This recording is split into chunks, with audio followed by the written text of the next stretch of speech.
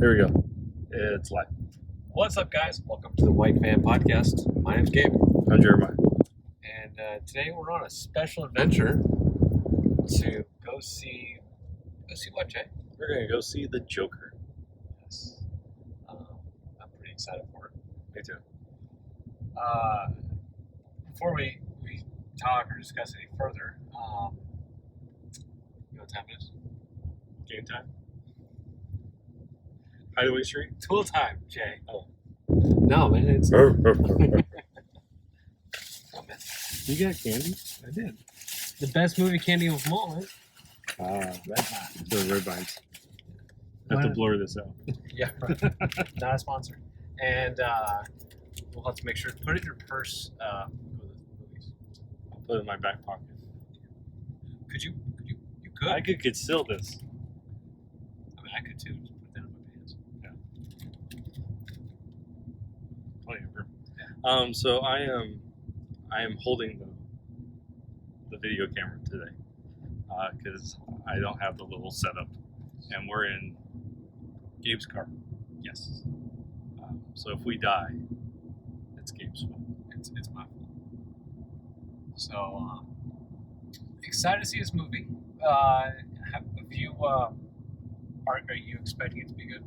I haven't heard a lot of good things about it.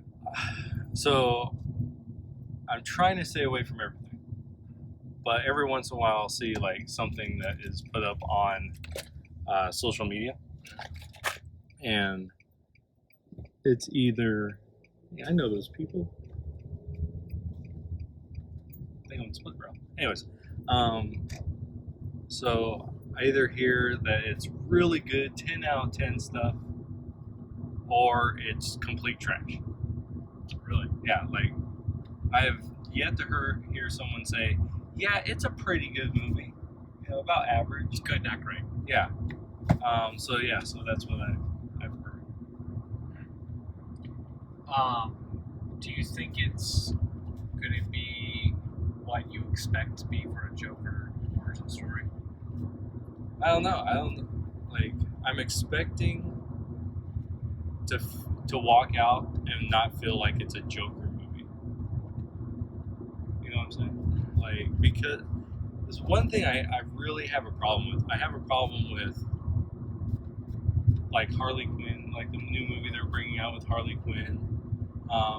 Just the premise of it, with the idea of it's not a Batman movie, because they're so integral to each other. You know, it's like having a Moriarty movie. Why would you have a Moriarty movie without Sherlock Holmes? You know, it just, to me, it doesn't make sense. Like, it makes sense to have the protagonist like a Batman movie, because you don't need Joker for a Batman movie. But to me, you need Batman for a Joker movie. So I'm feeling like I'm gonna walk out and be like, yeah, maybe it's a good movie, maybe not. I just don't feel it's a Joker movie. Maybe because it's missing an element. Yeah. And that being Batman. Right. Do you think it'll be executed well, though? I think it will, just from what I've heard. Because really, from what I've seen of people that don't like the movie, it's more political than it is movie. Oh, like gonna somehow promote shootings and stuff. That I've heard. I just seen like I said, I haven't heard any reviews, like actual reviews, because I wanted to stay away from it. But like every once in a while, you know how you look on your social media feed, and some jackanate will write like a headline, like on the news headline, and they'll just basically tell you in the headline what they think. So I've seen people be like, it's misogynist, you know, it glorifies death and everything. Well, yeah, that's the character. That's the problem of having an antagonist as your central focus of a movie. Is usually, unless it's like a kid movie, right? Like Maleficent. Like, they made her a good person.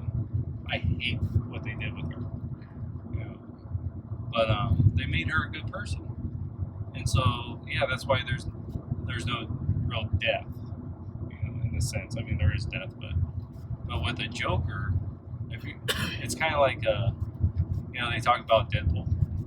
Hell, if you had the Deadpool movie, it needs to be rated R because of who did the Deadpool character. If you're going to have a Joker movie and he's going to be the central figure, you're going to have it as a very violent movie because without someone to stop him, really, like a Batman, I mean, he's going to kill. Right. You saw that in The Dark Knight Rises, or The Dark Knight. That he did that. He had no problem just killing people. So I think they're going to go a little further with it with the blood, because they have an R rating, so why not? Right. A lot further than most Batman movies. Yeah, because Batman needs to be more of a for a general audience. You're not going to get that with the Joker movie. You're going to get the adults. Do you think this was more tailored to those who are Batman fans? And if you're really not a Batman fan, you're probably not going to enjoy this. Or maybe appreciate the movie as much. I don't know. So we'll have to. I think that's a question for after we're done, right? Because I don't know. I did get a text from Jack. He's like, "Are you going to take the kids to see this movie?" And I'm thinking, are you a freaking idiot? Of course not. It's for one thing, it's rated R. Why would I go and take my kids to a rated R movie? I mean, I'm not ready for that kind of talk. Daddy, what happened to his head? Well, son, a bullet went into it, blew it up. Yep. That's why you saw that big hole at the back. Saw a little hole in the front, big hole. This is the entrance. This is the exit. Yeah. So, yeah. So there's things I'm expecting. I'm expecting a lot of death, a lot of violence. Yeah. A lot of cuss words. A Batman movie was. Yeah. And yeah. So the only reason I'm going to go see it is because I didn't see the Deadpool movies. Because I'm not a Deadpool fan. So I wouldn't go see it. And there was nothing that enticed me to go see it. If it was a PG-13 movie, I would go see it. Because I am a comic book fan. But because it's rated R and I really don't care, I know what I'm going to get when I go watch it. Whereas the Joker, I'm a Batman fan. So that's the reason why I want to go see it. Because I want to see what they do with the Joker without Batman. So. Will you be surprised if it turns out to be a good movie? No, I won't be surprised. I'm just my main sticking point is if they create this universe, you're going to have, of course, Joker, you're going to have Gotham, right? You're going to have, I think one of the main characters is Thomas Wayne, right? Bruce Wayne's father, Batman's father. So I'm interested in how are we going to see Bruce? Well, have you heard the? I was reading some. Dude, better not tell me nothing. No spoilers. But no. Have you heard This is what your brother does. I'm not going to tell you his spoilers. But the best scene is this one that no one knows about. Josh is totally like that. I'm not going to spoil anything for you, but Bruce Willis is dead the whole time. Yeah. Okay. No, I was reading some articles and stuff about how they're going to make a sequel to the movie, and they were showing the Joker from this film, and then there was played in Twilight. What's his name? Oh, the gay vampire. Yeah. And a picture of him, they're going to make a sequel, but it's going to be Joker and Batman. But I wonder if the primary focus of the sequel is going to be more on Joker and Batman as a side character. Man, I don't know. Let me watch the movie and then give my thought on that. So many because questions. Right now, I hate the idea. Of what, a main focus on Joker and then a side on Batman? them bringing, like, okay, I shared with you this before. I don't know if we were talking about on here or not, but I said what I would be interested in is if the way they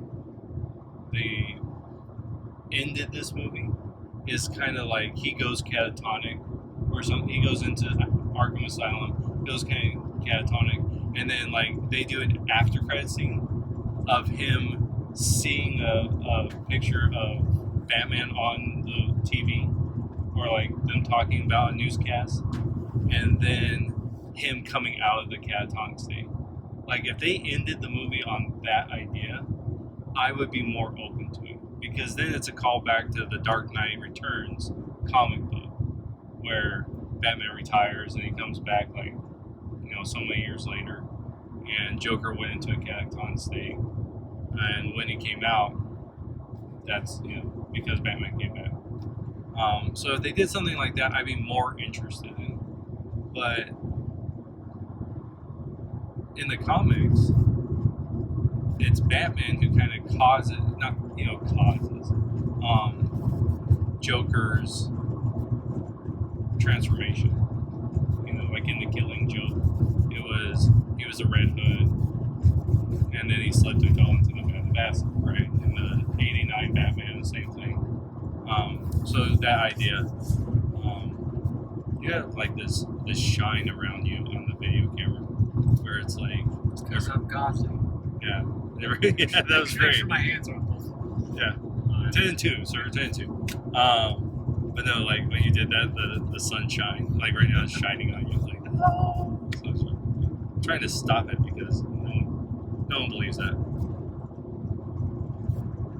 Anyways, so yeah.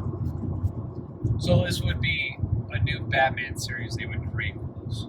Yeah. New Batman actor, new Batman story, and everything. Now this would be a prequel. Yeah, this would be then a prequel. And then the next movie should be a Batman movie. But if they're talking about a Joker sequel, then it'll just be under their main focus on Joker. Right. So it would be Joker, the main part, with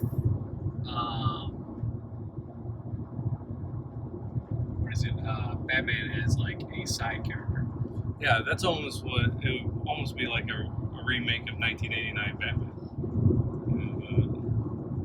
The Michael Keaton, the first one, where the majority of it is really on Joker.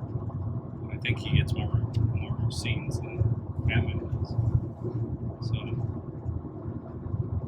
would you be okay with that? I don't know. Be different. Yeah, well, not really. I don't know.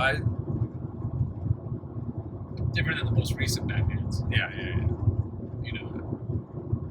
I don't know. I don't know. I'm just there's this part of me that is just having a hard time with the idea that Joker came before Batman. And then, like, how I would be rare, since Thomas is alive. Oh, someone's calling you. Forget you, whoever you are.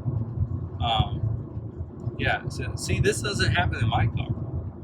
No, because my car's fancier than yours. Yeah, he's a metrosexual.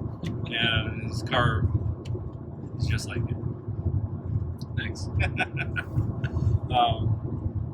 But yeah, so what I was saying was Bruce Wayne, like, how old is he gonna be? Because if he is, say he's like 6, well, his parents usually get shot between 8 and 10, sometimes 12, so 8 and 12. So if he's 6 in this, we know that he's got at least, say he comes back when he's like 21 as Batman, right? When he first starts. That's another, what was that, 15 years? The way the movie looks, it looks like the Joker's ready to become the Joker and not like he's going to be in prison for so long until Batman arrives. You know what I'm saying? Yeah. You get what I'm saying? Well, yeah. Because it seems like guess you just have to watch the movie and find out. Watch the movie. Just don't kill us. So if I put my hand out right in front of your face, that would probably be a bad thing. Very bad. But Oh, we're making a pit stop for the movie, right? we're eating, right? Yeah. Yeah. Okay. I want to make sure we're going to. We're eating. Oh, I know where we're eating. Okay. El Serape. Yeah. They actually have the 2 times I've been in there, the new location. Both I have the chimichanga both times, steak chimichanga, phenomenal. It was very good. Every time I've eaten there, it's been pretty good. Yeah. But I know we're going to Taco Bell. Yes, we do. I actually have to go over to CVS too. So, That's all. but yeah. So Are you okay with a more realistic version of the Joker or of an origin story like this? I don't know. Instead of a more comic book style? Let's see how they approach it, because what does realistic mean, right? Well, like you lose instead of being dropped in a vat of acid and a crazy guy in a clown outfit, bat outfit, makes you or starts to hold, Joker theme with you. Like it's like this. The comic book, the way they put it, makes it like, okay, you're not gonna have somebody going around in a bad suit. You're not gonna have somebody falling in a vat of acid, which I bet happens, but nobody comes out and goes, "I'm the Joker," So this is more of like a depressing, a life of a man who life just gets to him, and then his transformed him and became a psychotic killer. Yeah. And it just, to me, from the trailers and stuff, looks more of a like, if this could actually happen to somebody. Yeah. Or do you want more of a comic book style? Well, I have to say, like, I liked Ben Affleck's, like, Zack Snyder's world in making Batman. Like, I thought that was, like, in Batman v Superman, I felt like that world made sense. Like, I thought that was as real as you can get for a comic book and still be a comic book movie. Because once you introduce Batman, everything to me flies out the window as far as, like, realism. Because the reality is, if you were Batman, you either would be killed, right, within a couple weeks, or you break yourself because you're doing all these crazy stuff for every single day, every single night. You're going through all this, and you're having broken bones, bullet wounds, all this stuff. You're not going to last that long. So if you're going the route of, like, you're looking at the individual rogues gallery, then yeah, I could see you having a Joker, like in real life, someone like that. But his reign of terror wouldn't last that long, because he's so, like, I know there's a scene in the movie where he comes out on stage. Okay, reality is, they would have never allowed that to happen. He would be cuffed, and the police wouldn't allow that. If he's inciting violence, like, one of the things that we talk about with, like, your First Amendment rights, freedom of speech. Okay, you have freedom of speech until you incite violence, right? And what's funny is everyone always says you can't yell fire in a crowd theater. You actually can. Right? Yeah, it's a fire. If there's a fire. Now, if you're yelling fire in the crowded theater to incite violence, so people will run over each other, that's a totally different thing. It's you inciting violence. And so if here's this Joker, and he's inciting violence, even though maybe he himself has not committed violence, it doesn't matter. You're going to get arrested. You know, so there has to be like some, you know, suspension of disbelief in that. Now, I think that Joker, as far as all of the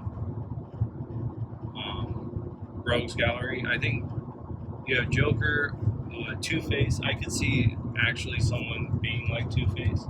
Maybe not to the degree of like severity to his face, but like just a different distortion, and him speaking in the you know, in the third person, you know, and literally talking out both sides of his mouth, like in the sense of like he talks one way and then uses a different voice, and having that mental breakdown. I could see that.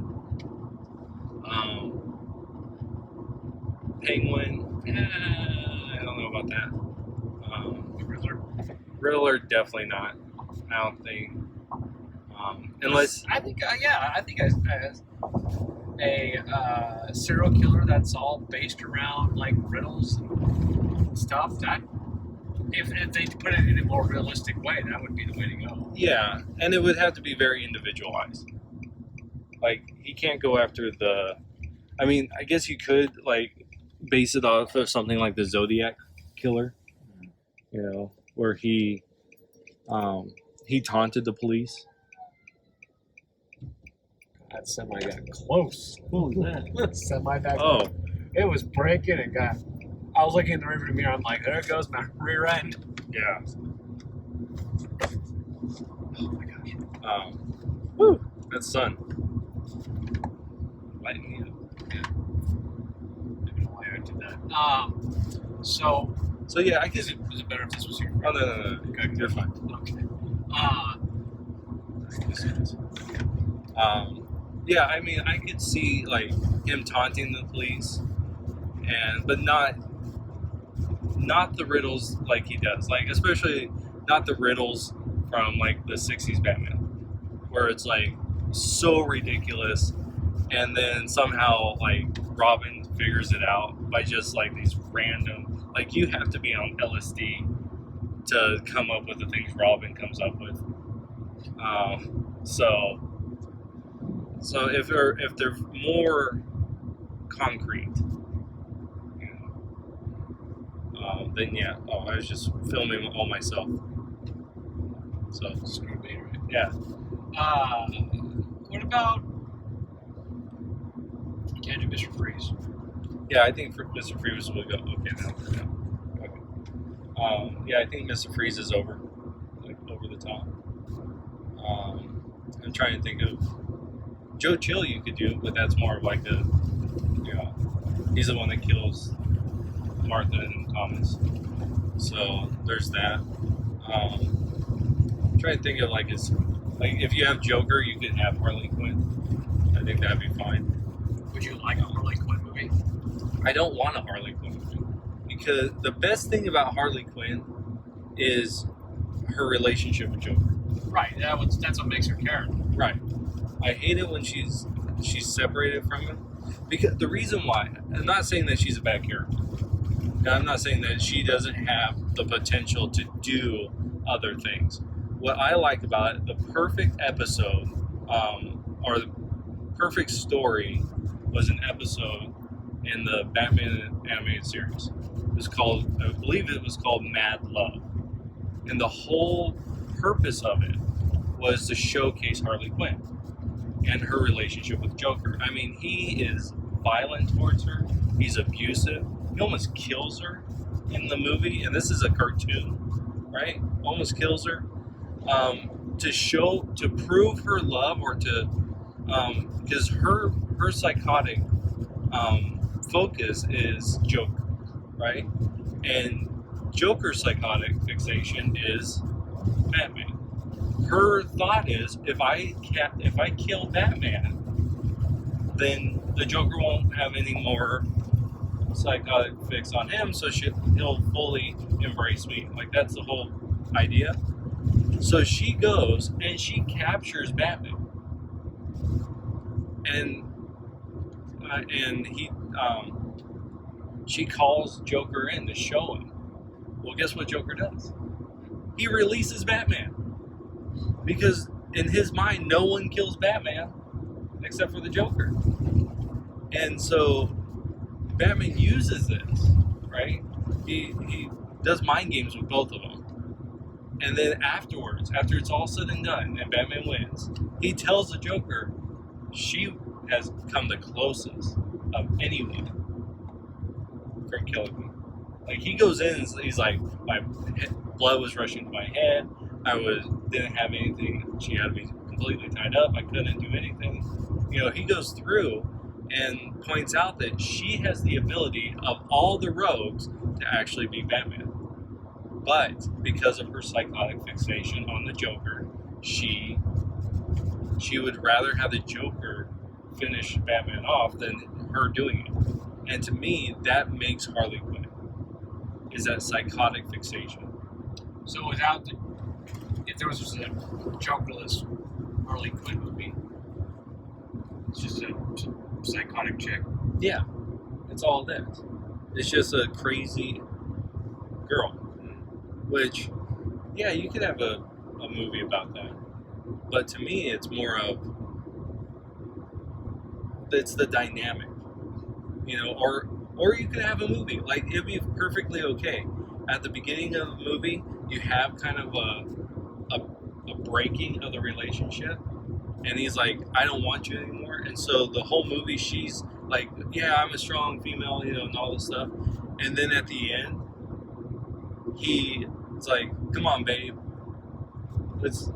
we can work this out. And she just completely loses, like, all that character development throughout the movie, just gone in a second. Like, I would watch a movie like that, because that's Harley Quinn. She's strong, she's a good character, but because of her psychotic fixation on the Joker, it all can go away in a moment. And I wouldn't mind a movie like that, because that would throw a curveball to the audience, in my eyes. Like, people be rooting for her, like, yeah, go girl, all this girl stuff, and then at the movie, at the end, get slapped in the face with, yeah, but she's psychotic, and her psychosis is the Joker. So it doesn't matter if she knows she's a strong female. She's psychotic. That's the point. And so, but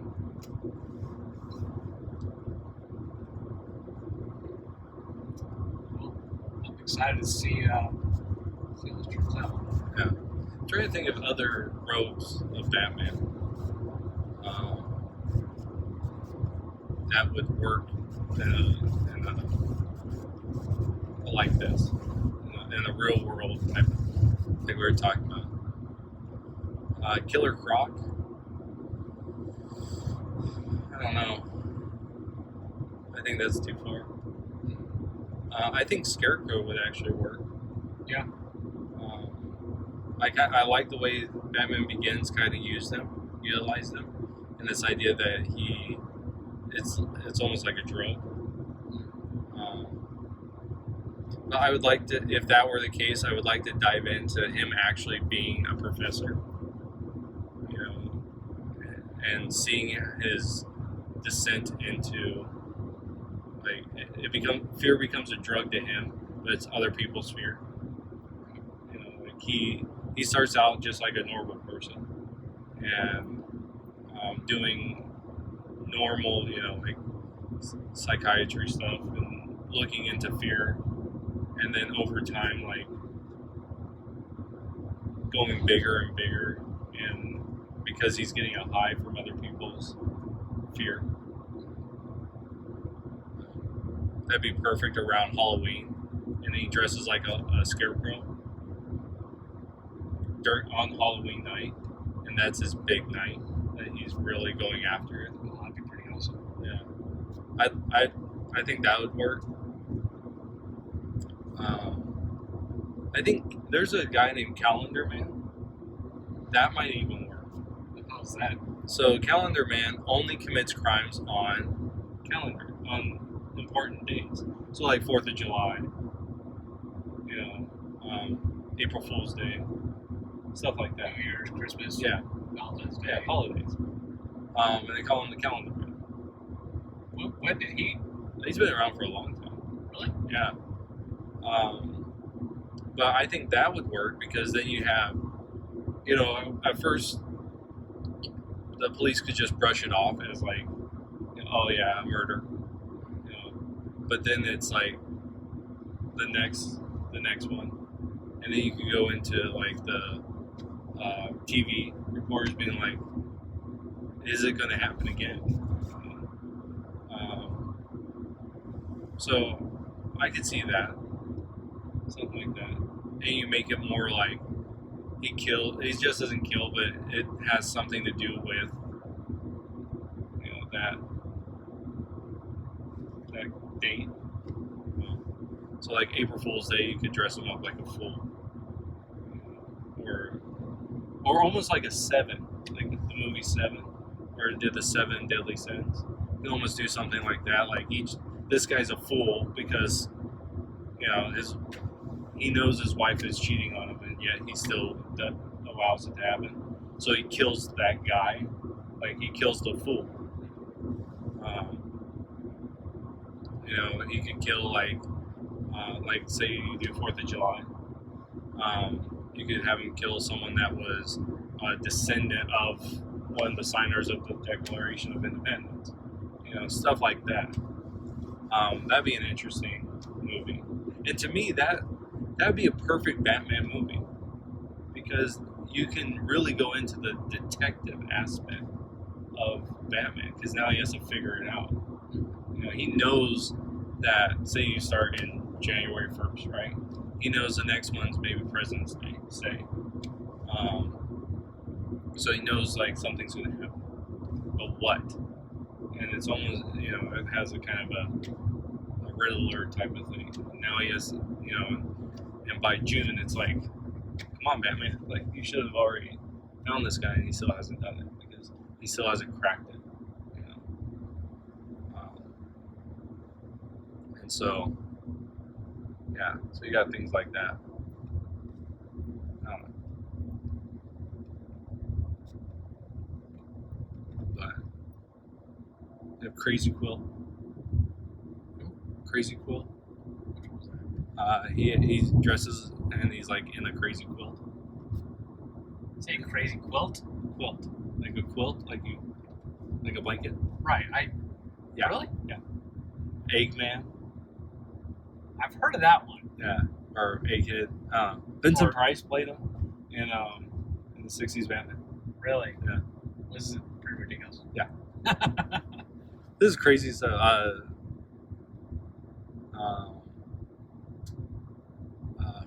Who's another good one or ridiculous one? There's so many, but I don't know. I really like. A great adaptation one would be is actually adapting Nightfall. You could do a whole series of movies just on Nightfall. Hush would be a good one. Where Bruce Wayne is actually, what's his name? I can't remember the guy's name. Thomas Elliott, I think his name is. He wants to be Bruce Wayne, so he like actually carves people's faces out. Like I like that idea. That the Arkham games went with, where he carves up people's faces to look like Bruce Wayne, and then he patches them all together. Really? Yeah, like I like that idea. That's a very grotesque villain. Yeah, and like one of the things I think that would really help in all that is if you had a plan, like you're like, okay, we're gonna have a Hush movie,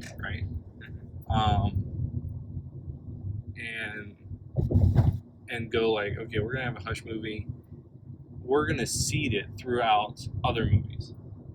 So like, maybe the first you do say Calendar Man, because that's kind of a detective movie for Batman. Do a detective movie for Batman. It's the Calendar Man, and through it, maybe one time you see on his screen, there's report of a man have his face made, right? And that's all you know. And then like the next movie, you hear someone say, "Oh, this is like the fifth. This is the fifth time that someone has had their face made. Batman should, or you should look into this, right?" And then say in your third movie, that's Hutch, like, because it's not just that, but he actually turns. He has a whole game that he plays, and so you could do that. Like he's orchestrating all of this. He's found all these psychotics, something like that. So That'd be better as a TV show yeah, well, than a movie. I mean, really cool to see it as a movie. It'd be a very long movie series. yeah, well, you can do a trilogy of it. Yeah. This is like we're here in the Safeway parking lot, and there's one stop sign in the whole thing. You come into this 4-way intersection. It's like crap, people. All right, so there's Taco Bell. You can't see it. Can you see it? Yeah, there it is. All right, Well, so we're gonna go eat. Go eat, then watch the movie, and then we'll get back to you guys. Yep. Adios. Adios.